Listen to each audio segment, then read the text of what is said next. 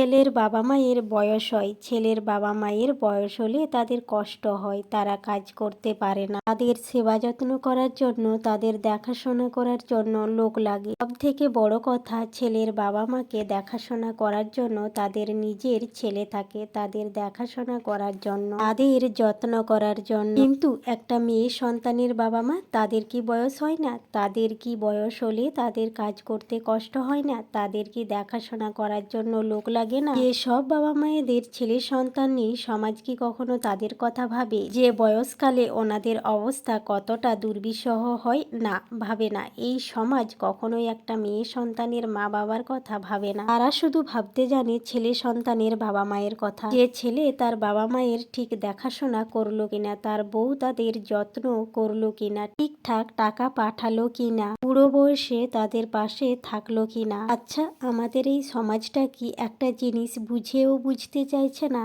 একটা ছেলে সন্তানকে যেভাবে তার বাবা মা বড় করে, ঠিক একটা মেয়ে সন্তানকেও কিন্তু সেইভাবেই তার বাবা মা বড় করে তোলে। একটা ছেলে সন্তানের যেমন বুড়ো বয়সে তার বাবা মাকে দেখার দায়িত্ব থাকে, ঠিক তেমনি ভাবে একটা মেয়ে সন্তানেরও দায়িত্ব থাকে বুড়ো বয়সে তার বাবা মাকে দেখা, আর বাবা মায়ের পাশে থাকার। কিন্তু একটা মেয়ের পরের বাড়িতে সংসারের ঘানি টানতে টানতে বাবা মাকে কেমন আছো এই কথাটা বলতেও হয়তো ভুলে যায়। পরিস্থিতি আর সংসারের চাপে একটা মেয়েকে এমনই বানিয়ে দিয়েছে, তখন সে যতটাই স্বাবলম্বী হয়ে থাকুক না কেন, চাইলেও তার বাবা মায়ের জন্য কিছু করতে পারে না। আমার মনে হয় না একটা মেয়ের কাছে এর থেকে বেশি কষ্টের আর কিছু হতে পারে। একটা মেয়েকে যখন তার বাবা মা ফোন করে বলে, মারে কতদিন তুই আসিসনি, কতদিন তোকে দেখিনি, মেয়েটা হয়তো বছরে একটি বারও যেতে পারেনি। কেন বলো তো? কারণ তার চোখের সামনে থাকা সংসারের দায়িত্ব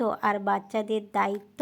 একটা মেয়ে যে সংসারের জন্য ত্যাগ কষ্ট করতেই থাকে, সেই সংসারে তাকে কেউ আপন মনে করে না। আপন তো দূরের কথা, মানুষের মতন ব্যবহারও করে না বা মানুষও মনে করে না। কিন্তু যে বাবা মা তাকে ছোটবেলা থেকে কোলে পিঠে করে মানুষ করলো, এই মায়ের জন্য এই পৃথিবীর আলো দেখার সৌভাগ্য পেয়েছে, সেই মা বাবার জন্য সে কিছুই করতে পারেনি। পৃথিবীতে সব থেকে দুর্ভাগ্য হলো একটা মেয়ে। যদি কোনো মেয়ে ভেবে থাকে যে তার বাবা মার জন্য কিছু করতে চায়, তাহলে আমি বলবো তার বিয়ে করা উচিত নয়। যদি একবার সে পরের সংসারে চলে যায়, তাহলে কিন্তু সেই পরের সংসার নিয়েই ভাবতে হয়, বাবা মাকে নিয়ে ভাবার সময় হয়ই না। একটা মেয়ে তার বাবা মার কথা কোনোদিন ভাবতে পারে না, কারণ আমাদের সমাজে বিয়ের পর বাবা মার কথা ভাবা ভীষণ বড় অপরাধ। বাড়ির বউ তার শ্বশুর শাশুড়ির সেবা করলো কিনা, সেবা যত্ন করলো কিনা, এদের সঙ্গে ভালো ব্যবহার করলো কিনা, এই নিয়ে কিন্তু সমাজের ভীষণভাবে মাথা ব্যথা। কিন্তু একটা ছেলে কবার তার শ্বশুর শাশুড়িকে বছরে ফোন করে খোঁজ নেয় যে আপনারা কেমন আছেন? এই নিয়ে কি কারো কোনো মাথা ব্যথা আছে?